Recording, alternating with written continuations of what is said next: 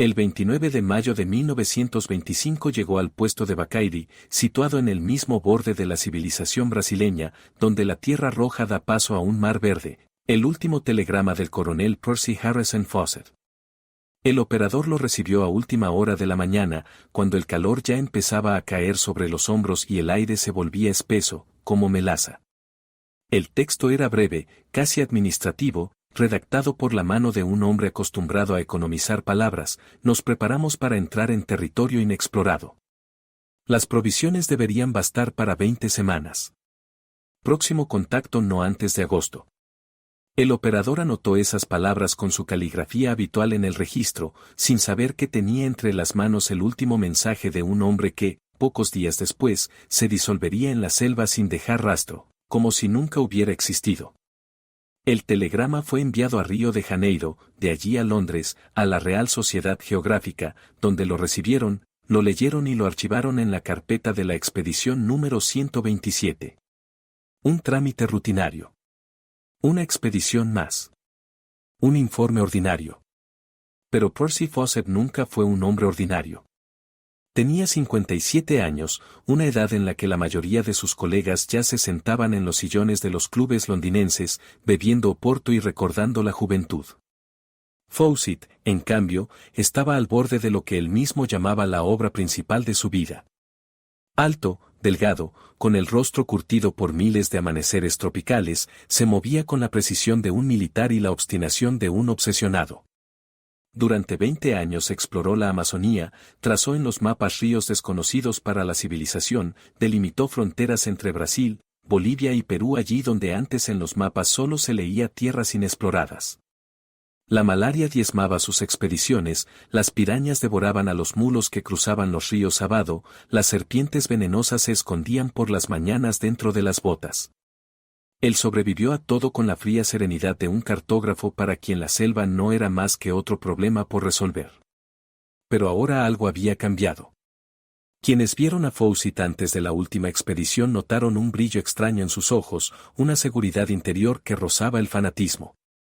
Con él iban dos personas. Su hijo mayor, Jack, de 22 años, un joven robusto con brazos de boxeador y sueños de explorador. Había crecido escuchando los relatos de su padre sobre ciudades perdidas y tribus que jamás habían visto a un hombre blanco. Para él, aquella expedición no era solo un viaje, sino una iniciación, el paso del mundo de la gente común al mundo de los verdaderos pioneros.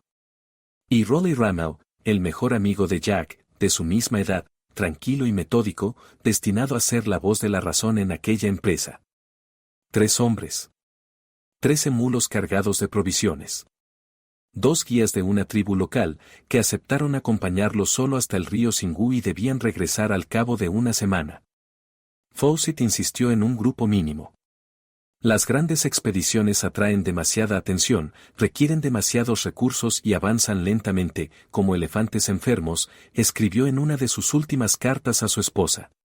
Iremos rápidos y ligeros, como los indígenas. Encontraremos lo que buscamos. Y lo que buscaba era una ciudad.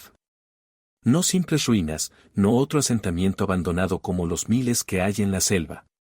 Buscaba lo que llamaba la letra Z, una enorme ciudad de piedra, la capital de una antigua civilización que había existido allí mucho antes de los incas, mucho antes de que los primeros europeos pisaran la costa americana.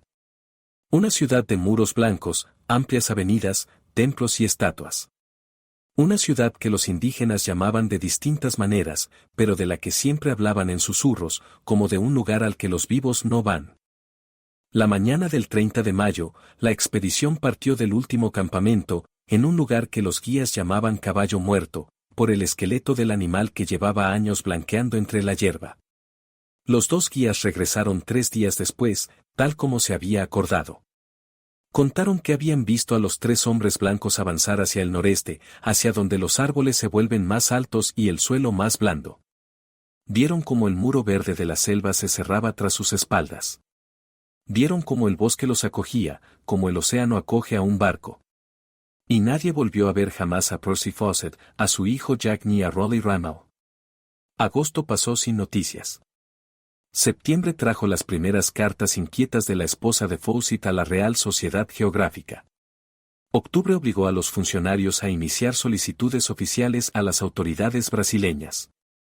El invierno de 1925 cayó sobre Londres con nieblas frías y en algún lugar al otro lado del océano, en una zona que en los mapas seguía siendo una mancha blanca, la selva verde guardaba silencio. Un silencio que no se rompería en los siguientes 100 años. Para entender por qué la desaparición de Percy Fawcett se convirtió en uno de los mayores misterios del siglo XX, hay que entender quién fue este hombre. No un aventurero, no un soñador, no un buscador de gloria fácil. Fawcett era un producto de la Inglaterra victoriana, un oficial de la Real Artillería, un hombre para quien la precisión y la disciplina no eran simples palabras, sino una forma de vida. Nació en 1867 en una familia donde servir al imperio se consideraba el camino natural de un hombre.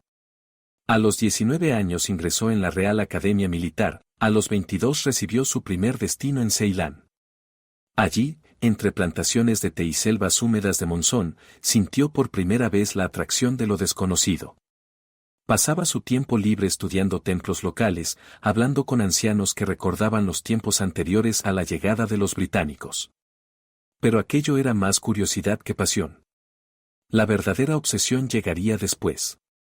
En 1906, la Real Sociedad Geográfica buscaba a alguien para una misión delicada.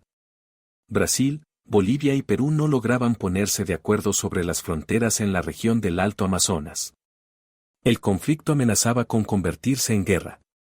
Se necesitaba un especialista neutral, alguien capaz de atravesar selvas inexploradas, determinar las coordenadas de ríos y montañas y plasmarlas en el mapa con absoluta precisión.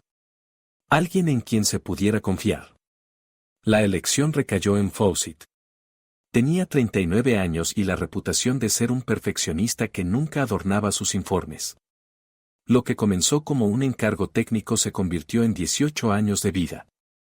La primera expedición, en 1907, estuvo a punto de ser la última. Un equipo de 12 hombres se internó en la selva durante la estación seca, cuando los ríos estaban bajos y los senderos eran transitables. Al cabo de un mes, 7 yacían con fiebre, 2 murieron por mordeduras de serpiente, 1 enloqueció por la soledad y la monotonía de la oscuridad verde. Fawcett regresó a La Paz flaco como un esqueleto, con ataques de malaria que lo acosarían hasta el final de sus días, pero con mapas. Mapas precisos y verificados, que sirvieron de base para un tratado de paz. Debería haber regresado a Inglaterra, recibir una condecoración y ocupar un puesto tranquilo en el Estado Mayor. En lugar de eso, solicitó permiso para una segunda expedición. Los años siguientes, Fawcett pasó más tiempo en la selva que en casa. Aprendió a moverse por el bosque como un indígena, en silencio, economizando fuerzas. Aprendió a leer las huellas de los jaguares en la arena de los ríos, a distinguir las serpientes venenosas de las inofensivas por la forma de la cabeza, a encontrar agua donde parecía imposible. Los indígenas, que al principio lo miraban con recelo, comenzaron a llamarlo el hombre que conoce el camino. Dominó varios dialectos, lo suficiente para comerciar, advertir de peligros y pedir direcciones. Y para escuchar historias. Porque los indígenas contaban historias. En las largas noches, cuando la expedición se detenía en sus aldeas, los ancianos hablaban de tiempos en los que en la selva vivían otros pueblos. Pueblos que construían casas de piedra y no de hojas de palma. Pueblos que conocían los secretos del metal y de la escritura. Pueblos que desaparecieron tan repentinamente como aparecieron, dejando solo ruinas devoradas por el bosque. Al principio, Fawcett consideró esos relatos como folclore. Hermosos, poéticos, pero ajenos a la realidad. Le habían enseñado que en Sudamérica, antes de la llegada de los europeos, solo habían existido los incas y que su imperio se limitaba a las montañas de los Andes. La selva se consideraba demasiado hostil para el desarrollo de una civilización compleja. No había piedra para construir, la tierra era pobre, los insectos y las enfermedades hacían la vida insoportable. Así lo decían los libros de texto. Pero luego, en 1920, ocurrió algo que lo cambió todo. Fawcett llegó a Río de Janeiro entre expediciones. Necesitaba actualizar mapas, obtener nuevos permisos de las autoridades, comprar provisiones. A través de un conocido en el ministerio, obtuvo acceso a los archivos de la Biblioteca Nacional, donde se conservaban documentos del periodo colonial. La mayoría llevaba décadas sin abrirse. Volúmenes polvorientos en portugués y español, informes de conquistadores, relatos de misioneros, diarios de bandeirantes, cazadores de oro y esclavos que se internaban en la selva y a veces regresaban. Entre esos papeles, Fawcett encontró un documento fechado en 1753. Era el informe de un tal Francisco Raposo, jefe de una expedición de 10 hombres que buscaba minas de plata perdidas en el interior del continente. Avanzaron durante 10 meses hasta llegar a una meseta rodeada de montañas. Y allí, en un valle donde el río describía un amplio meandro, vieron una ciudad. Fawcett leyó la descripción 2 veces, 3 veces, sin creer a sus propios ojos. Raposo escribía con el lenguaje seco de un informe militar, sin adornos ni exclamaciones. Muros de piedra de 3 alturas humanas. Calles anchas, pavimentadas con losas. Un arco a la entrada de la ciudad con inscripciones que los portugueses no podían leer. Estatuas que representaban a personas con altos tocados. Un edificio semejante a un palacio, con columnas y escalinatas. Y silencio. Un silencio total, muerto. La ciudad estaba vacía. Había sido abandonada hacía tanto tiempo que los árboles habían brotado a través de las calzadas y las lianas habían envuelto las columnas. Raposo y sus hombres permanecieron allí 2 días, temerosos de entrar en los edificios. Al tercer día, uno de los soldados desapareció. Simplemente no regresó de una exploración. Buscaron hasta el anochecer, gritaron, dispararon al aire. Nada. Esa misma noche el comandante ordenó retirarse. El camino de regreso les llevó 3 meses, de los 10 hombres, regresaron 7. El documento terminaba con unas coordenadas aproximadas, determinadas por las estrellas. Latitud 11 grados, longitud alrededor de 42 grados. El actual estado de Bahía o el norte de Minas Gerais. Un territorio inmenso, cubierto de selva y casi inexplorado incluso en el siglo XX. Fawcett permaneció en la sala de lectura hasta el cierre, copiando el texto palabra por palabra. Luego regresó al hotel y sacó sus propios mapas. Las coordenadas de Raposo señalaban una región en la que Fawcett nunca había estado, pero que limitaba con las zonas de sus expediciones anteriores. Empezó a comparar. Los relatos de los indígenas sobre casas blancas en el bosque hablaban del norte. Las leyendas sobre una ciudad a la que no se debe ir, también del norte. Los extraños caminos de piedra que él mismo había visto una vez, perdiéndose bajo las raíces de árboles centenarios, se dirigían al norte. ¿Y si Raposo no había mentido? ¿Y si en el corazón mismo de la Amazonía realmente había existido una civilización de la que la ciencia moderna no sabe nada? Los 5 años siguientes Fawcett los dedicó a la preparación. Estudió todo lo que pudo encontrar sobre civilizaciones desaparecidas. Leyó sobre Machu Picchu, descubierto solo en 1911, aunque se encontraba a apenas 80 kilómetros de Cusco. Si una ciudad entera de los incas pudo ocultarse en las montañas durante siglos, ¿por qué no podía existir una ciudad en la selva? Comparaba leyendas de distintas tribus, buscaba motivos comunes. El gran diluvio. Los maestros blancos. Una edad de oro en la que los hombres conocían secretos que luego se perdieron. Su esposa, Nina, veía cómo él cambiaba. Por las noches se sentaba sobre los mapas, marcando rutas posibles. Hablaba de migraciones antiguas, de una protocivilización que podría haber existido hace 10.000 años, cuando el clima de la Amazonía era distinto. Ella intentaba objetar, le recordaba a los hijos, le decía que ya pasaba de los 50, que la malaria estaba destruyendo su organismo. Él escuchaba, asentía y seguía planificando. En 1924 regresó de otra expedición con una decisión firme. El último intento. Un grupo mínimo para avanzar rápido. Ninguna persona al azar, solo aquellos en quienes confiaba absolutamente. Y cuando Jack, su hijo mayor, le preguntó si podía ir con él, Fawcett dijo que sí. Esa decisión Nina no pudo perdonársela ni siquiera décadas después. Fawcett llamó a la ciudad buscada con la letra Z. Nunca explicó por qué precisamente esa letra. Tal vez porque es la última del alfabeto inglés, el final de todas las búsquedas. Tal vez porque en los mapas la marcaba como el punto Z, una incógnita en una ecuación. Estaba convencido de que la ciudad existía. Convencido con una fuerza que asustaba incluso a sus amigos más cercanos. Encontraré Z o moriré en el intento, escribió en su última carta desde Londres antes de partir. Pero no puedo no intentarlo. ¿Lo entienden? Simplemente no puedo no intentarlo. Abril de 1925. Un vapor de Southampton a Río de Janeiro.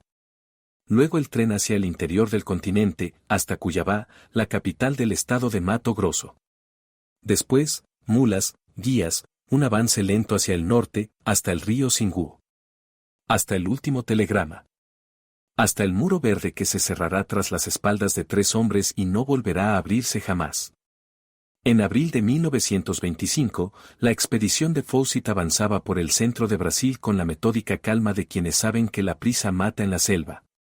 Salieron de Cuiabá el día 20, cuando la temporada de lluvias ya había terminado, pero los ríos seguían crecidos. 13 mulas cargadas con conservas, galletas secas, pólvora, instrumentos de cartografía.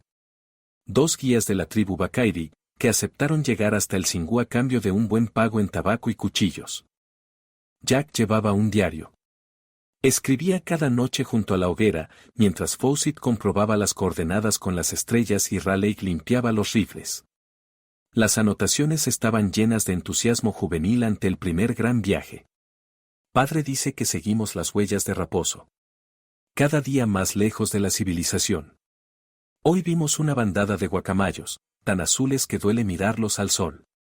Los locales temen ir más al norte, hablan de espíritus. Pero padre está seguro. Él siempre está seguro.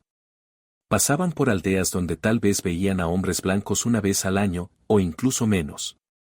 Los indígenas salían a observarlos en silencio, las mujeres escondían a los niños. Fawcett regateaba por provisiones, mostraba sus viejos mapas a los jefes, preguntaba por caminos hacia el norte. Los ancianos negaban con la cabeza. Al norte no se va. Allí la tierra es mala.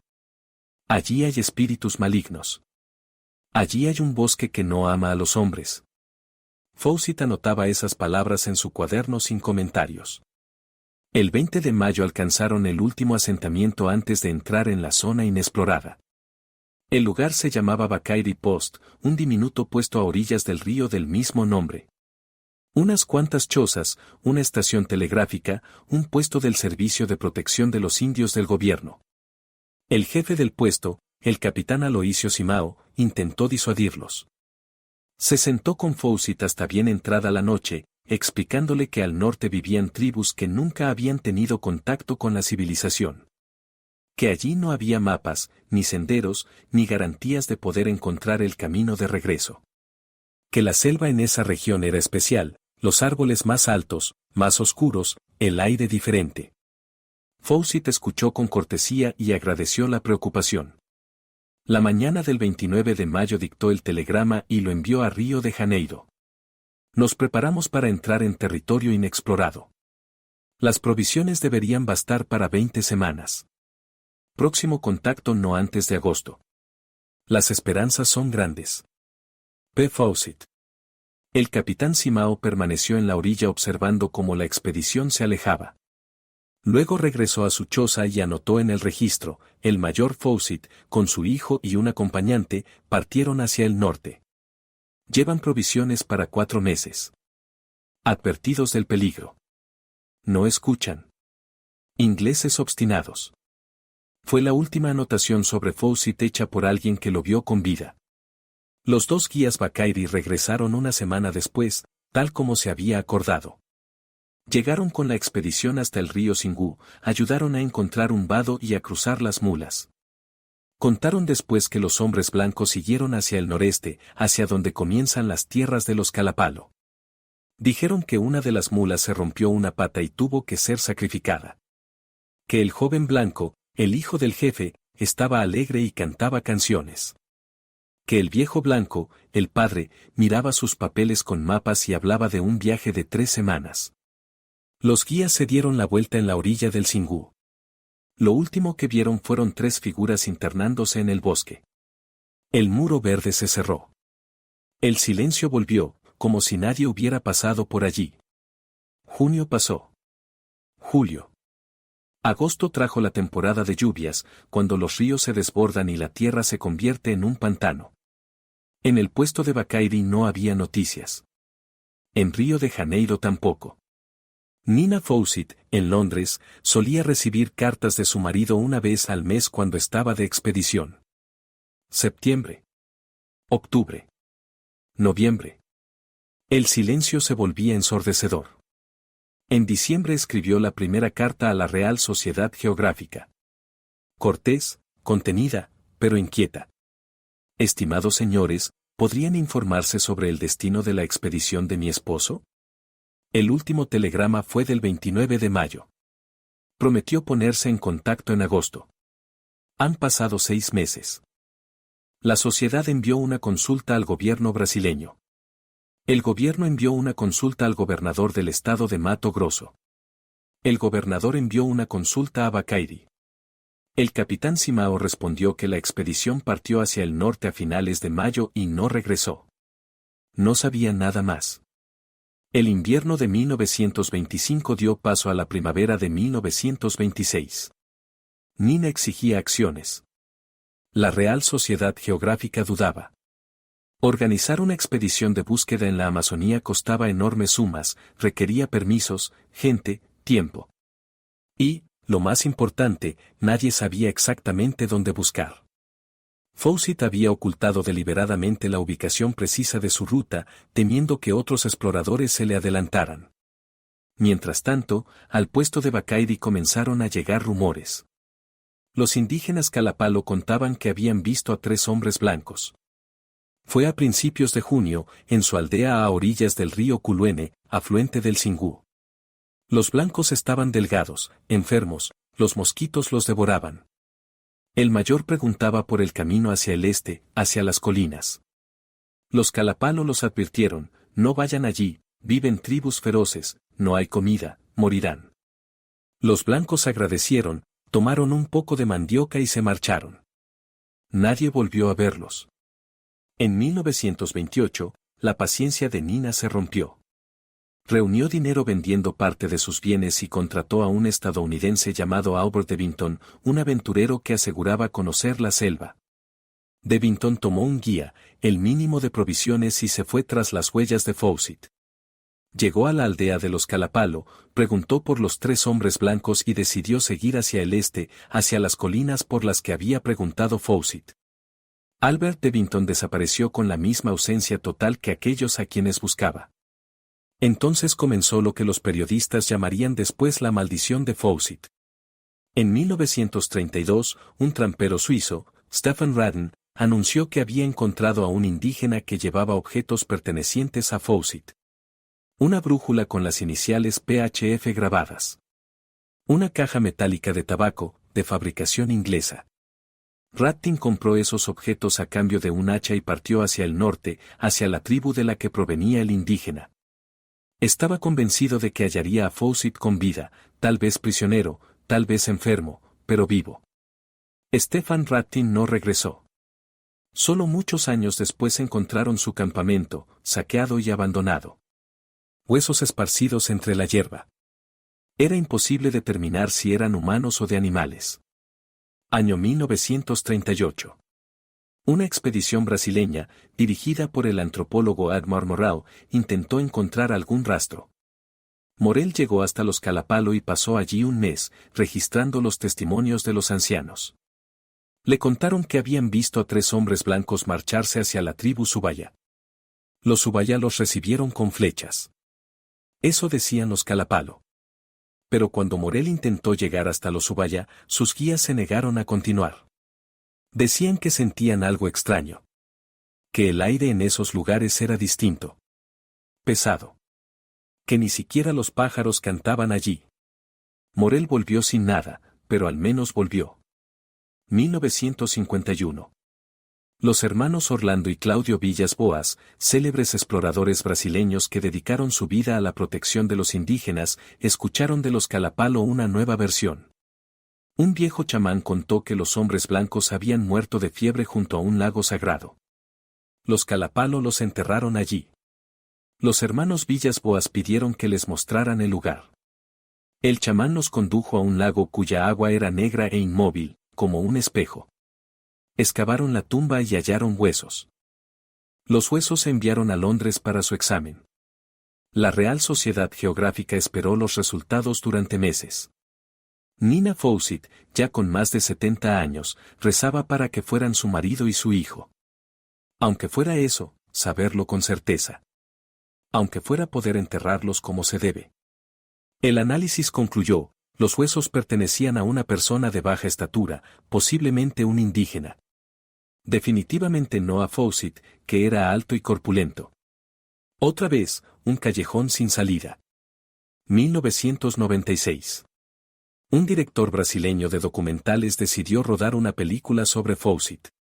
Recorrió toda la ruta supuesta con una cámara, entrevistó a ancianos de la tribu Kalapalo, filmó la selva, los ríos, los lugares por donde pudo haber pasado la expedición. En el camino de regreso, ya casi de vuelta a la civilización, una flecha lo alcanzó. Una flecha envenenada, disparada desde una emboscada. Murió una hora después, entre espantosos dolores. Nunca encontraron a los atacantes. Hacia finales del siglo XX, el número de víctimas relacionadas con la búsqueda de Fawcett superó el centenar. Algunos desaparecían sin dejar rastro. Otros morían por enfermedades, mordeduras de serpiente, se ahogaban en los ríos. Algunos regresaban quebrados, con relatos de sensaciones extrañas en determinados lugares, de cómo la brújula empezaba a comportarse de forma impredecible, de cómo los guías se negaban a seguir, sin explicar por qué. Un aventurero francés, en los años 70, describía su estado en un diario: llevábamos 3 días caminando desde la aldea, y cada día algo cambiaba. No puedo explicarlo. Los sonidos se volvieron distintos. El bosque siempre hace ruido, pájaros, monos, insectos. Pero allí se instalaba el silencio. No un silencio total, sino uno equivocado. Como si los sonidos estuvieran amortiguados por algodón. El guía se detuvo y dijo: más allá no se puede. Le pregunté por qué. Señaló los árboles y dijo: ellos no nos quieren aquí. Me reí. Ahora no me río. La selva amazónica recibía a los exploradores como el océano recibe a los barcos. Con facilidad, sin resistencia. Y con la misma facilidad no los devolvía. Las coordenadas que transmitió Fawcett señalaban un territorio del tamaño de Inglaterra. Un territorio donde los árboles alcanzan hasta 50 metros de altura, formando un dosel tan denso que la luz del sol casi no llega al suelo. Donde los ríos cambian de cauce después de cada temporada de lluvias. Donde en 3 meses la selva puede devorar cualquier rastro de presencia humana, el sendero se cubre de vegetación, el campamento desaparece bajo las lianas, incluso los árboles talados se cierran con nuevos brotes tan rápido, como si allí nunca hubiera habido nadie. Nina Fawcett vivió hasta 1954. Hasta el último día conservó las cosas de su marido y de su hijo como si fueran a regresar en cualquier momento. Se negó a declararlos muertos. Están vivos, les decía a todos los que la visitaban en su pequeña casa de Surrey. Percy encontró su ciudad. Simplemente no puede volver. O no quiere. Él siempre dijo que, si encontraba Z, se quedaría allí. Quizá eso fue lo que pasó. El hijo menor de Fawcett, Brian, pasó media vida intentando descifrar el misterio de su padre. Organizaba expediciones, escribía libros, hablaba con cualquiera que pudiera saber algo. En 1951 él mismo se internó en la selva, llegó a la aldea de los Kalapalo y estuvo junto al lago Negro donde supuestamente habían enterrado a su padre y a su hermano. Regresó sin nada, solo con la sensación de que la verdad estaba cerca, al alcance de la mano, pero inalcanzable. La selva no devuelve a sus muertos, escribió en uno de sus libros. Allí no hay tumbas, no hay monumentos, no hay huellas. Todo es absorbido, digerido, transformado en una masa verde de vida. Mi padre buscaba la eternidad en la piedra. Quizá encontró otra eternidad, la de convertirse en parte del bosque, que nunca muere. El silencio de la selva guardaba su secreto. Y con cada año, con cada expedición fallida, con cada nueva desaparición, ese secreto se volvía más hondo, más impenetrable, más parecido a algo vivo que oculta deliberadamente la verdad. Para comprender qué buscaba Fawcett, hay que escuchar a quienes vivían en esas tierras mucho antes de los primeros europeos. Las tribus del Alto Singú, Kalapalo, Kwikuro, Kamayurá, conservan historias que se transmiten de generación en generación con la misma precisión con la que los europeos transmiten documentos escritos. Para ellos, el pasado no es una leyenda difusa, sino una memoria viva. Los ancianos hablan de tiempos en que sus antepasados llegaron a estas tierras y encontraron huellas de otros pueblos. Pueblos anteriores a ellos. Esos otros no vivían en chozas de hojas de palma, como los indígenas. Construían casas de piedra, casas que se mantenían en pie durante siglos. Hacían caminos rectos como una flecha, que atravesaban el bosque durante jornadas enteras. Conocían secretos que luego se olvidaron. En la lengua Kalapalo existe la palabra Kwikuro Kwaa, que se traduce imamente como el lugar donde viven los espíritus de los antepasados. No de sus antepasados, sino de los que estuvieron antes. Cuando preguntas dónde está ese lugar, los ancianos señalan con la mano hacia el norte y un poco hacia el este. Hacia donde empiezan las colinas. Dicen que allí hay un lago negro y profundo, y que en la orilla de ese lago hay piedras blancas colocadas en un orden determinado. Un círculo de piedras. O quizá un cuadrado. Las descripciones difieren, quienes fueron allí y regresaron vieron todo de manera distinta. O lo recordaron de manera distinta. Pero todos coinciden en una cosa, allí no se debe ir. No porque sea peligroso en el sentido habitual. En la selva hay muchos lugares peligrosos, donde hay jaguares, donde hay serpientes venenosas, donde el río forma remolinos. Los indígenas no temen esos peligros, saben cómo tratarlos. Pero Kwikuro Kwaa es otra cosa. Allí el aire es incorrecto. Allí una persona puede olvidar quién es. Allí es fácil perder el camino de regreso, incluso si conoces el bosque como la palma de tu mano. Un chamán de la tribu Kamayurá, con quien habló el antropólogo Claude Lévi-Strauss en los años 50, lo explicaba así: la vieja ciudad no ama a los vivos. Los que la construyeron se fueron hace mucho. No se fueron simplemente, se disolvieron en la tierra, en el agua, en los árboles. La ciudad quedó, pero está muerta. Y una ciudad muerta atrae la muerte. Cuando le preguntaron si él mismo había visto esa ciudad, el chamán negó con la cabeza. Mi abuelo fue allí de joven. Volvió al tercer día, pero ya no era el mismo. Guardó silencio una semana. Luego contó que había visto muros de piedra blanca, altos como árboles. Vio escaleras que bajaban, bajo tierra. Quiso bajar, pero escuchó voces. Las voces lo llamaban por su nombre, aunque allí no había nadie. Huyó. El resto de su vida tuvo miedo a la oscuridad.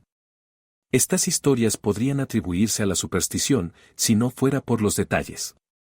Detalles demasiado concretos. Piedra blanca, en esa región no hay piedra blanca, toda la piedra es oscura, basáltica. Escaleras que descienden, no es característico de la arquitectura indígena que se construye en la superficie. Círculos o cuadrados de piedras, una geometría que exige planificación y conocimientos astronómicos. ¿Y los caminos? De los caminos hablan más que de nada. Varias tribus, de manera independiente unas de otras, mencionan extrañas líneas rectas en el bosque, donde el suelo es más duro que alrededor. Donde no crecen grandes árboles, solo matorrales. Estas líneas se extienden durante kilómetros, a veces se sumergen bajo el agua al cruzar un pantano y luego reaparecen al otro lado, como si alguien las hubiera trazado deliberadamente, sin prestar atención a los obstáculos. Los indígenas no utilizan estos caminos. Dicen que caminar por ellos es un mal presagio. Fawcett conocía estas historias. Las anotaba en sus cuadernos de forma metódica, como un militar registra información de inteligencia. Comparaba los relatos de distintas tribus, buscaba coincidencias. Y las encontraba. Los Kwikuru hablaban de una ciudad al norte. Los Kamayurá, de una ciudad al este. Los Kalapalo, de una ciudad allí donde empiezan las colinas. Si se trazaban estas direcciones en un mapa, convergían en una misma región. Aproximadamente en el mismo lugar donde el documento portugués de 1750 situaba la ciudad de Raposo. ¿Casualidad? Fawcett no creía en las casualidades. Pero la ciencia de su época no creía en ciudades en la selva. Los manuales eran categóricos: la Amazonía es demasiado hostil para el desarrollo de una civilización compleja. El suelo es pobre, lavado por las lluvias. No hay piedra para construir, o hay muy poca. Las enfermedades, los insectos y los depredadores hacen imposible la vida de grandes concentraciones humanas. Las grandes civilizaciones de América, incas, mayas, se desarrollaron en montañas, mesetas o costas. Pero no en la selva. Esa certeza se mantuvo durante casi un siglo. Se mantuvo hasta que la tecnología permitió ver lo que se oculta bajo las copas de los árboles. A comienzos de los años 2000, un grupo de arqueólogos estadounidenses y brasileños empezó a utilizar un nuevo método de investigación, el escaneo láser aéreo, una tecnología llamada LIDAR. Un avión vuela sobre el bosque y envía hacia abajo millones de impulsos láser. La mayoría se refleja en el follaje, pero algunos atraviesan los huecos y llegan al suelo. El ordenador procesa las señales reflejadas y construye un mapa tridimensional de la superficie, eliminando árboles y matorrales. El resultado es una imagen del terreno desnudo, tal como sería sin vegetación. Cuando los arqueólogos procesaron los datos del escaneo de la región del Alto Xingu, vieron algo que nadie había visto en toda la historia de la exploración de la Amazonía. Estructuras geométricas. Cientos de estructuras geométricas. Terraplenes circulares rodeados de fosos. Plataformas rectangulares. Caminos absolutamente rectos que conectan una estructura con otra a lo largo de muchos kilómetros de selva. Canales que discurren paralelos a los caminos. Presas en arroyos. Incluso restos de puentes sobre ríos. El arqueólogo Michael Hackenberger pasó los 5 años siguientes investigando estos hallazgos sobre el terreno. Se abría paso por la selva hasta los puntos marcados en los mapas LIDAR. Y encontraba, bajo capas de tierra y raíces, piedras trabajadas. Fragmentos de cerámica en tal cantidad que en algunos lugares el suelo estaba compuesto en un 50% por ellos. Restos de cimientos. Y caminos. Caminos auténticos, pavimentados con piedra, aunque la piedra había tenido que ser transportada desde decenas de kilómetros. La cultura del Xingu, como la denominaron los científicos, existió aproximadamente entre los años 800 y 1600 de nuestra era. En su apogeo vivían allí decenas de miles de personas. Tal vez hasta 50.000. Crearon una compleja red de asentamientos conectados por caminos y rutas comerciales. Cultivaban mandioca, maíz, tabaco. Construían terraplenes para protegerse de las inundaciones. Modificaban el curso de los ríos. Creaban estanques artificiales para la cría de peces. Era una civilización. Una civilización auténtica en el corazón mismo del lugar donde, según la ciencia, la civilización no podía existir. Pero no era la ciudad de Fawcett. La cultura del Xingu construía con madera y tierra, no con piedra blanca. Sus asentamientos eran grandes aldeas, no ciudades con palacios de piedra. No había muros altos, ni arcos con inscripciones, ni estatuas con tocados. Nada de lo que describía el portugués Raposo. Nada de lo que soñaba Fawcett. Y aún así, si una civilización pudo existir aquí, oculta por la selva, ¿por qué no pudo existir otra? Más antigua, más avanzada. El LIDAR solo ha revelado una pequeña parte de la Amazonía. Millones de kilómetros cuadrados siguen sin explorar. Bajo los árboles, bajo la tierra, bajo raíces de cientos de años, puede ocultarse cualquier cosa. Los arqueólogos encontraron además algo más extraño. En varios lugares donde el LIDAR mostraba estructuras especialmente grandes, los guías locales se negaban a continuar. No podían explicar por qué. Simplemente se detenían al borde del bosque y negaban con la cabeza. Allí está mal, decían. Los científicos insistían, ofrecían más dinero. Los guías se marchaban. Había que buscar otros. Un arqueólogo brasileño describía su sensación en el diario de una expedición de 2007, llegamos al punto GPS donde debía haber una gran estructura circular. Y en efecto, bajo la capa de suelo se palpaba un terraplén perfectamente circular, de unos 30 metros de diámetro. Empezamos la excavación. Todo fue bien los 2 primeros días. Al tercer día los trabajadores empezaron a quejarse de dolores de cabeza. Al cuarto, 2 se negaron a continuar, dijeron que veían sombras donde no debía haberlas. Lo atribuí al cansancio y al calor. Al quinto día yo mismo sentí algo. No puedo describirlo con precisión. La sensación de que te observan. De que estás en un lugar donde no deberías estar. Cerramos la excavación y nos marchamos. Planeábamos volver al mes siguiente. No volvimos. Se acabó la subvención y, curiosamente, nadie insistió demasiado en continuar. Podría llamarse superstición, la influencia de las leyendas indígenas en personas impresionables. Pero hay demasiadas historias así. De personas distintas, en épocas distintas, en lugares distintos. Todas describen sensaciones similares. El aire pesado. La desorientación. La sensación de que el bosque no los quiere allí. Las comparaciones con otros lugares surgen por sí solas. Angkor, en Camboya, estuvo perdido en la selva durante más de 400 años. Una enorme ciudad de piedra, capital del Imperio Jemer, con templos del tamaño de catedrales. Desapareció bajo el manto verde de forma tan completa que los habitantes locales solo conocían pequeñas ruinas, sin sospechar la magnitud de lo que ocultaban los árboles. Fue descubierto recién en 1860 por exploradores franceses, y aún así por casualidad. Tikal, en Guatemala. Una ciudad maya donde vivían decenas de miles de personas. Pirámides tan altas como un edificio de 20 plantas. Palacios, plazas, sistemas de abastecimiento de agua. Abandonada en el siglo X, devorada por la selva por completo.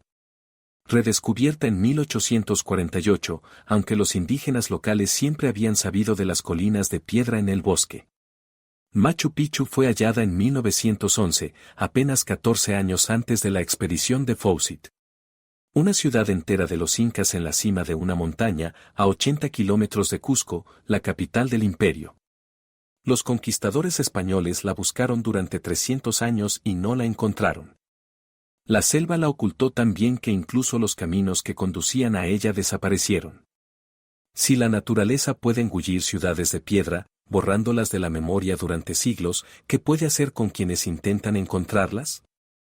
La Amazonía ocupa una superficie de 5,5 millones de kilómetros cuadrados.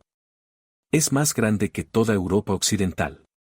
Gran parte de ella nunca ha sido explorada de forma sistemática.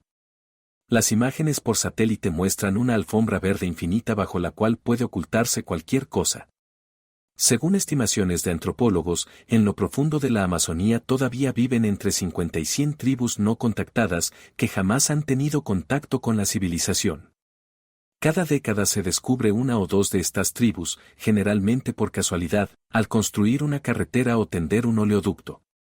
Si pueblos enteros pueden permanecer invisibles en el siglo XXI, con sus satélites y aviones, ¿cuán difícil era encontrar algo en el siglo XX? Cuando el único modo de exploración era avanzar a pie, abriéndose paso por la maleza, cruzando ríos a vado, orientándose por el sol y las estrellas.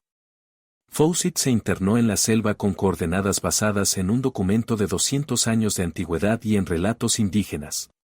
Buscaba una ciudad que tal vez existió. O que existió en otro tiempo, pero fue devorada por el bosque hace tanto que de ella solo quedan piedras bajo una capa de 10 metros de tierra y raíces. O que quizá nunca existió, siendo una combinación de leyenda, esperanza y obsesión. La verdad puede ser cualquiera de esas. O todas a la vez. Porque la selva no habla. Simplemente crece, cubriéndolo todo, piedras, huesos, esperanzas, sueños. Un año después de que una persona haya pasado por un sendero, el sendero desaparece. A los 5 años, un campamento se cubre de vegetación hasta volverse irreconocible. A los 10 años, cualquier rastro de presencia humana se borra por completo, como si nunca hubiera habido nada allí. Y si una persona no regresa, si se queda allí, en la oscuridad verde bajo las copas de árboles de 50 metros de altura, donde el sol casi no alcanza el suelo, donde la humedad es tal que la ropa nunca se seca, donde los sonidos se distorsionan de manera extraña, haciendo que lo lejano parezca cercano y lo cercano lejano, si se queda allí, el bosque la acepta rápido y sin dejar rastro. Los huesos se convierten en tierra. La tierra se convierte en árboles. Los árboles se convierten en hogar de aves, monos e insectos. El círculo se cierra. Y 20 años después es imposible decir si alguna vez hubo aquí un ser humano o si es solo el viento el que susurra entre el follaje, creando la ilusión de voces. En los 100 años transcurridos desde la desaparición de Fawcett han surgido decenas de teorías sobre lo que les ocurrió a los 3 hombres que se internaron en la selva aquella mañana de mayo de 1925. Cada teoría tiene sus partidarios, sus pruebas, su lógica. Y cada una deja preguntas sin respuesta. La versión más evidente es también la más trágica. La tribu Kalapalo contaba que había visto a 3 hombres blancos a principios de junio, una semana después de que Fawcett enviara su último telegrama. Estaban exhaustos, cubiertos de picaduras de insectos, uno de los jóvenes cojeaba. Preguntaban por el camino hacia las colinas del este, donde, según los rumores, había ruinas. Los Kalapalo los advirtieron: al este viven tribus feroces que no toleran a los extraños. En especial la tribu Subaya, cuyos guerreros matan primero y preguntan después. Los hombres blancos agradecieron, tomaron un poco de mandioca y se marcharon. Nadie volvió a verlos con vida. Meses después surgieron rumores de que los Subaya atacaron a los forasteros junto al río. Que hubo flechas, gritos, una muerte rápida. Que los cuerpos fueron arrojados al agua, donde pirañas y caimanes los devoraron en pocas horas. En la Amazonía la muerte actúa con rapidez y eficacia, de una persona no queda nada que pueda contar la historia de su final. Esta versión es lógica, está respaldada por testimonios y encaja con la realidad de la selva, donde los conflictos entre tribus y forasteros son habituales. Pero no explica por qué no se encontraron objetos. Rifles, brújulas, herramientas metálicas, todo eso los indígenas suelen llevárselo como trofeos. Esas cosas pasan de generación en generación dentro de la tribu y son fáciles de rastrear. En los años 50, los hermanos Villas Boas encontraron entre los indígenas varios objetos que podían haber pertenecido a Fawcett, una brújula con iniciales, una caja metálica. Pero los análisis no pudieron confirmar con certeza que fueran suyos. ¿Y por qué 3 hombres adultos y armados, uno de ellos un militar experimentado, no dejaron ningún rastro de resistencia? ¿Por qué no se disparó ni una sola bala, cuando tenían rifles y munición suficiente? La segunda versión es la enfermedad. Malaria, fiebre amarilla, disentería, cualquiera de estas enfermedades puede matar a una persona en pocos días en condiciones de selva. Fawcett conocía ese riesgo, llevaba quinina y otros medicamentos, pero las provisiones podían haberse agotado o estropeado con la humedad. Uno enferma, los otros 2 intentan cuidarlo y también se contagian. Una semana después, los 3 están muertos. Los Kalapalo encuentran los cuerpos y los entierran según su costumbre, o simplemente los dejan al bosque. Esto explicaría la ausencia de signos de violencia. Explicaría por qué no hubo señales de auxilio ni intentos de regresar. Pero no explica el silencio absoluto. Fawcett era un hombre disciplinado, llevaba registros detallados de todas sus expediciones. Incluso muriendo de fiebre, habría escrito algo, una última carta a su esposa, una nota con la ubicación, las coordenadas del lugar que habían encontrado o no encontrado. Nunca se descubrió una sola anotación así. La tercera versión nació de la esperanza romántica y de la desesperación. Tal vez Fawcett no murió. Tal vez encontró lo que buscaba y decidió quedarse. O no lo encontró, pero se cansó de la civilización, de las obligaciones, de Londres con sus nieblas y convenciones. Decidió convertirse en un blanco indígena, vivir en una tribu, en armonía con el bosque, lejos de un mundo cada vez más ruidoso y estrecho. Esta versión se apoyaba en varios testimonios. En los años 30, un viajero suizo juraba haber visto a un anciano blanco viviendo con indígenas en lo profundo del bosque. Alto, delgado, con barba canosa. El hombre se negó a hablar, se dio la vuelta y se fue. En los años 40, un misionero transmitió la historia de un chamán blanco respetado por varias tribus. Decían que había llegado de ultramar muchos años atrás y que no quería regresar. Nina Fawcett se aferraba a esas historias. Quería creer que su marido estaba vivo, que simplemente había tomado una decisión que ella no podía comprender. Pero esta versión se derrumba al examinarla de cerca. Fawcett amaba a su familia. Cada carta desde las expediciones estaba llena de preocupación por su esposa y sus hijos. Llevó consigo a su hijo mayor en el último viaje, no es el acto de un hombre dispuesto a desaparecer para siempre. Y aun si se supone que decidió quedarse, ¿por qué los jóvenes, de 22 años, con toda la vida por delante, se quedarían con él? ¿Por qué ninguno intentó regresar para dar noticia? Las versiones racionales terminan donde comienzan las místicas. Y las versiones místicas no son menos numerosas, quizá incluso más. Los chamanes Kalapalo decían a los antropólogos cosas en las que estos no querían creer. Decían que los hombres blancos habían llegado a un lugar sagrado. A la ciudad de los espíritus, a la que los vivos no pueden ir. La ciudad los aceptó y no pudieron regresar. No porque murieran en el sentido habitual, sino porque cambiaron. Se convirtieron en parte de ese lugar. Sus almas quedaron allí, aunque los cuerpos se fueran. Hay lugares en el bosque donde el tiempo fluye de otra manera, decía un viejo chamán a un periodista brasileño en los años 90. Entras por la mañana y sales por la noche, y ha pasado una semana. O entras y ya no sales, porque olvidas quién eres y de dónde vienes. El bosque se lleva la memoria y da algo a cambio. Sueños. Visiones. Voces de los antepasados. Los hombres blancos buscaban la ciudad de los muertos. La encontraron. Los muertos no dejan ir a los vivos. Investigadores modernos describieron sensaciones extrañas en determinadas zonas del Alto Singú. Un geólogo que trabajó allí en 2005 contaba, realizábamos estudios para evaluar recursos minerales. Usábamos GPS, todo se registraba automáticamente. En un punto los aparatos empezaron a fallar. Las coordenadas saltaban, la brújula giraba como si el campo magnético se hubiera vuelto loco. Lo atribuimos a una anomalía.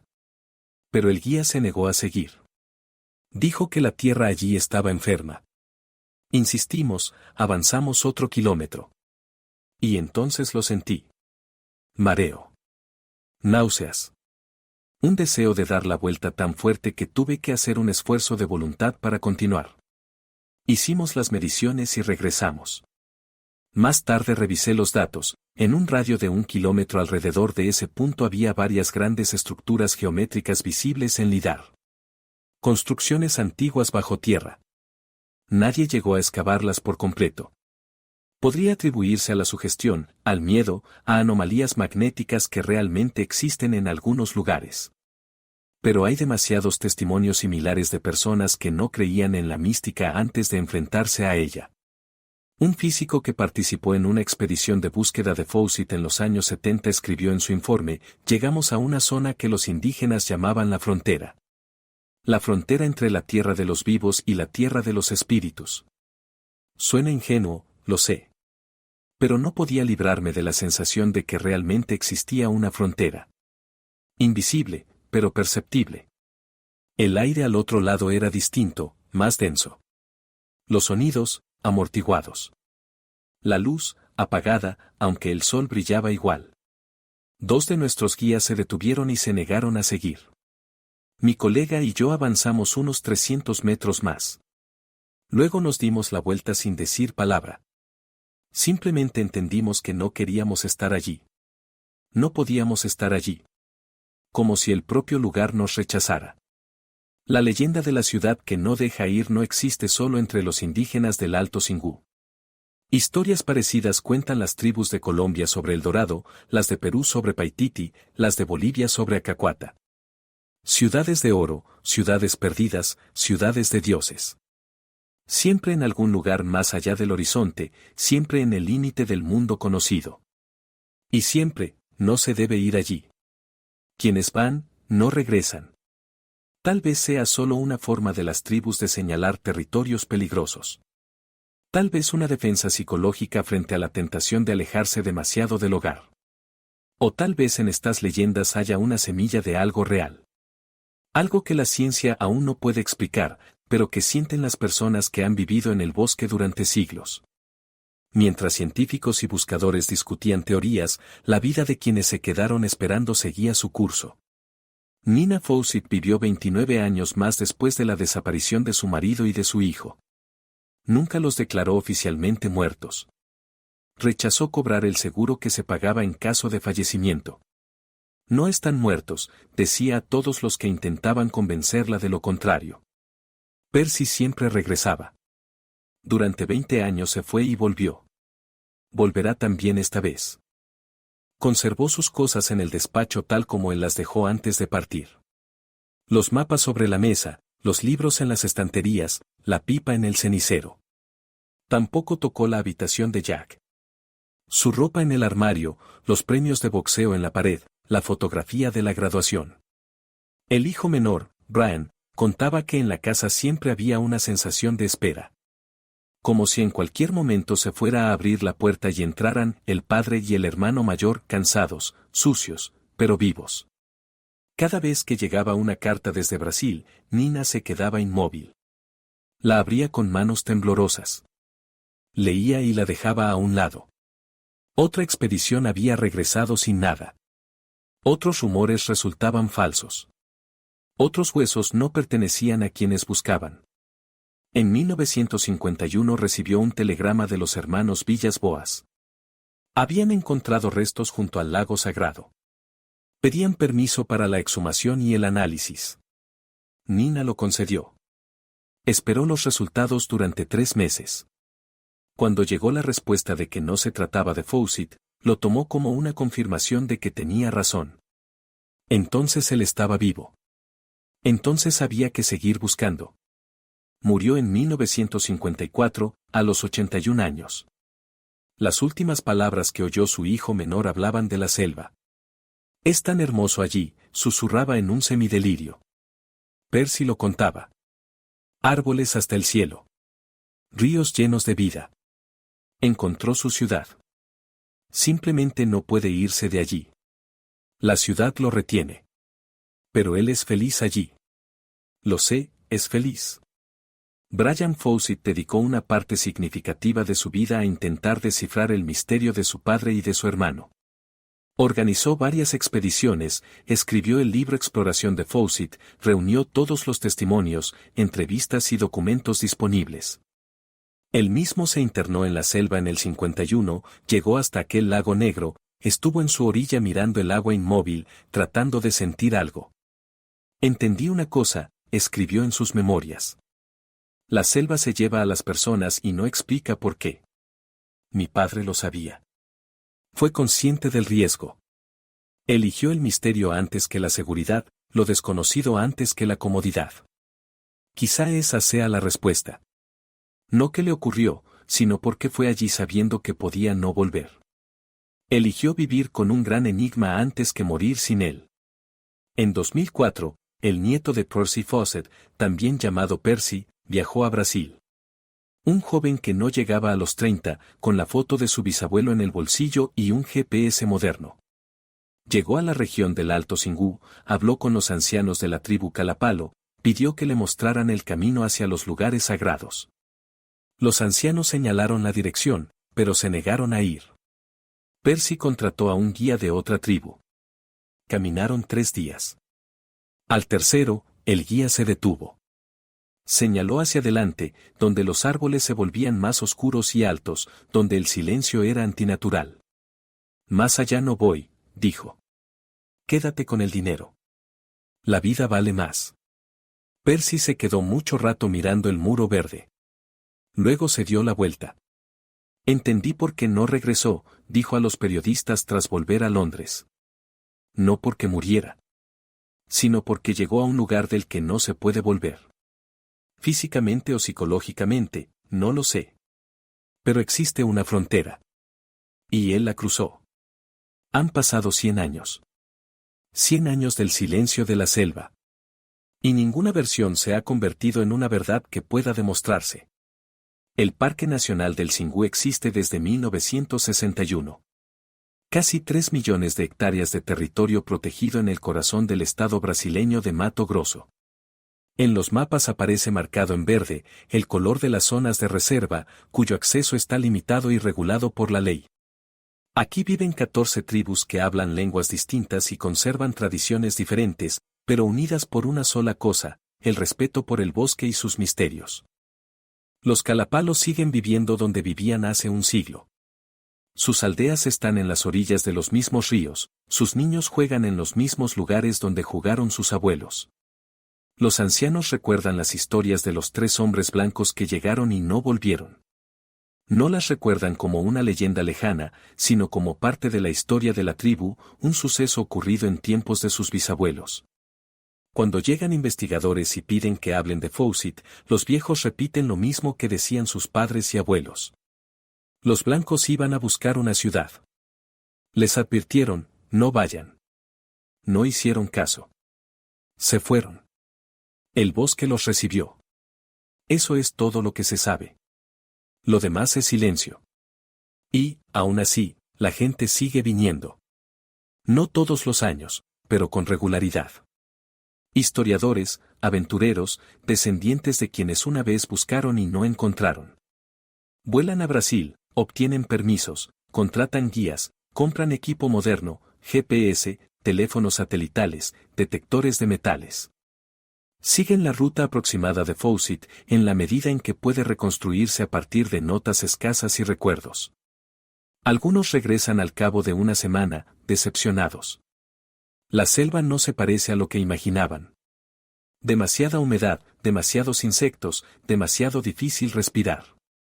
La romántica se evapora al segundo día, cuando entiendes que la ropa nunca se seca, que cada paso exige esfuerzo, que la belleza verde de las fotos se convierte en una monotonía verde que aplasta la mente. Otros siguen más lejos, tercos, como fue el propio Fawcett.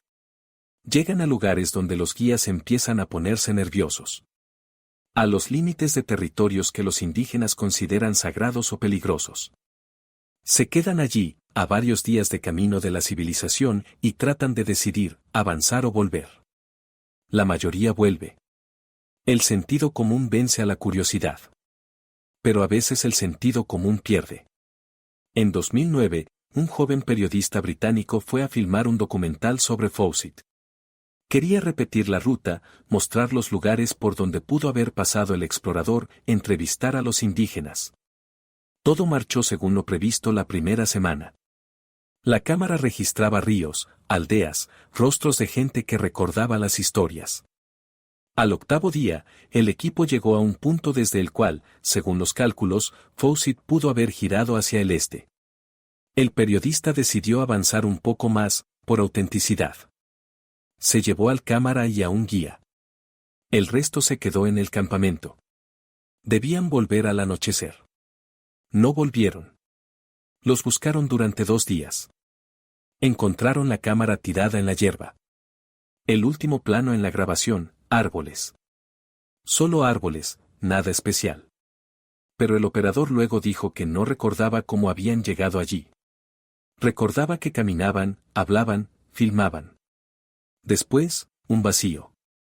Despertó solo, a 2 kilómetros de ese lugar, sin cámara, sin el periodista, sin el guía. Al periodista y al guía nunca los encontraron. La versión oficial, se perdieron, murieron por deshidratación o por la mordedura de una serpiente. La versión no oficial, se sumaron a la lista de quienes la selva no devolvió. Tras ese caso, las autoridades brasileñas endurecieron las normas. Ahora se necesita un permiso especial para internarse en el Parque del Xingu. Hay que demostrar experiencia, equipo y un plan claro. Y aún con permiso, hay zonas a las que no dejan entrar. No por un peligro normal, sino por respeto a los territorios y creencias de los pueblos originarios. O por respeto a la posibilidad de que esas creencias no sean simples supersticiones. En Londres, en el edificio de la Real Sociedad Geográfica en Kensington Gore, en los archivos del tercer piso, se guardan los documentos de la expedición número 127. Carpetas con correspondencia, informes, mapas. Los mapas de Fawcett, pulcros, precisos, con anotaciones en inglés y portugués. Ríos, montañas, aldeas, senderos. Todo lo que exploró en 20 años de trabajo en la Amazonía. En uno de esos mapas, fechado en 1924, hay una línea roja. Empieza en Cuyabá, sube hacia el norte hasta el río Singú y luego gira al noreste. Termina en una pequeña cruz en una zona donde el mapa solo dice, tierras inexploradas. Junto a la cruz, con la letra de Fawcett, está escrita la Z. Eso es todo lo que queda de su sueño. Una línea en un mapa y una letra en lo desconocido. Hoy las coordenadas de ese lugar pueden determinarse con exactitud, 11 grados de latitud sur, 42 grados de longitud oeste. Si miras una imagen satelital, verás solo verde. Verde infinito de selva, sin señales de construcciones, caminos ni presencia humana. El escaneo lidar de esa zona se realizó parcialmente, pero los resultados no mostraron nada fuera de lo normal. Tal vez allí realmente no hay nada. Tal vez el escaneo no fue lo bastante detallado. O quizá algunas cosas no quieren ser encontradas. Hay belleza en los misterios sin resolver. Algo que hace el mundo más grande que la suma de los hechos conocidos. En el siglo XXI, cuando los satélites ven cada metro de la superficie terrestre, cuando cualquier información puede encontrarse en segundos, cuando cada año queda menos desconocido. En ese mundo la historia de un hombre que se fue a buscar una ciudad perdida y desapareció adquiere un valor especial. Es un recordatorio de que las fronteras siguen existiendo. No fronteras geográficas, no líneas en los mapas, sino fronteras del conocimiento. Lugares a los que el saber no llega, donde las preguntas quedan sin respuesta, donde el misterio vive y respira, negándose a convertirse en hechos secos de manual. Tal vez Percy Foster lo comprendía. Tal vez por eso buscó con tanta obstinación su ciudad, aunque la parte racional de su mente, la del cartógrafo militar, debía susurrarle que las posibilidades eran mínimas. No buscaba tanto una ciudad como la posibilidad misma de un gran misterio, la posibilidad de que en el mundo quedaran manchas blancas donde la civilización no ha puesto el pie, donde el pasado se conserva en la piedra y la tierra, esperando ser descubierto. ¿Encontró aquello que buscaba? ¿Vio los muros blancos, los arcos con inscripciones, las estatuas con altos tocados? O llegó al lugar, comprendió que la ciudad era un mito y murió con ese conocimiento, demasiado orgulloso o demasiado enfermo para regresar. ¿O quizá encontró algo completamente distinto? No una ciudad de piedra de una civilización antigua, sino una ciudad de otra clase. Un lugar donde el tiempo fluye de otra manera, donde las fronteras entre la realidad y la leyenda se difuminan, donde una persona puede perderse no en el espacio físico, sino en algo más profundo. En sus sueños. En su obsesión. En el propio bosque, que acoge a quienes están dispuestos a disolverse en él. Los chamanes Kalapalo dicen que la ciudad de los espíritus existe. No aquí, no en el espacio ordinario, sino en algún punto de la frontera. Quienes la buscan con un corazón puro y un espíritu fuerte pueden encontrarla. Pero al encontrarla deben elegir, regresar al mundo de los hombres o quedarse en el mundo de los espíritus. Elegir el conocimiento o el misterio. Elegir una vida conocida o una vida más allá. Eso, por supuesto, es una metáfora. O quizá no lo sea. En la selva amazónica, donde los árboles recuerdan milenios, donde los ríos fluyen desde tiempos en que el ser humano aún no existía, donde la vida y la muerte están entrelazadas de tal modo que una no puede distinguirse de la otra, allí la frontera entre metáfora y realidad es tan fina como una telaraña. Hoy, casi 100 años después de que 3 hombres entraran en el muro verde y no regresaran, las selvas del Alto Singú se ven igual que entonces. Los mismos árboles, los mismos ríos, el mismo silencio. Los Kalapalo viven en sus aldeas, pescan, crían a sus hijos, cuentan historias. A veces llegan turistas, miran, fotografían y se marchan. Y en algún lugar allá adentro, en sitios a los que ni siquiera los indígenas van, el bosque guarda sus secretos. Tal vez allí yacen los huesos de 3 hombres, hace mucho convertidos en parte de la tierra. Tal vez allí se alzan los muros blancos de una ciudad que nadie ha visto en 1000 años. Tal vez allí no haya nada en absoluto, salvo árboles, lianas, orquídeas, aves y una infinita penumbra verde. La verdad no es tan importante como el propio misterio. Si se observa la Amazonía desde arriba, desde la altura a la que vuelan los aviones, se ve un océano. No un océano de agua, sino uno verde. Olas de copas de árboles que se extienden hasta el horizonte. Las nubes se enganchan en los troncos más altos. Los ríos serpentean como cintas plateadas. Y en algún punto bajo ese manto verde, bajo las copas de árboles de 50 metros de altura, en la sombra a la que el sol casi no llega, en un silencio que no se ha roto durante siglos, en algún lugar allí hay un sitio. Un lugar donde quizás se alza una ciudad. O donde se alzó alguna vez. O donde nunca se alzó, existiendo solo en los sueños de un hombre que quería creer que el mundo es más grande y más misterioso de lo que parece. Y mientras nadie lo sepa con certeza, mientras el misterio siga vivo, Percy Fawcett también está vivo. No en el sentido físico, ese hombre tendría hoy 157 años, sino en el sentido en que viven todos los grandes soñadores. En su sueño. En su búsqueda. En la línea roja del mapa que conduce a la letra Z. La selva calla. Calla con calma, sin malicia y sin arrepentimiento. Simplemente crece, como siempre ha crecido, acogiendo las lluvias de la estación lluviosa y el calor de la estación seca, dando vida a millones de seres y arrebatándola cuando llega el momento. El silencio verde, húmedo y eterno de la Amazonía. Un silencio en el que quizás se esconde la respuesta. O solo el reflejo de la pregunta formulada hace 100 años, aquella mañana del 29 de mayo, cuando 3 hombres miraron por última vez a la civilización y cruzaron su frontera. Hacia lo desconocido. Hacia la leyenda. Hacia la eternidad del bosque verde, que lo recuerda todo y no cuenta nada.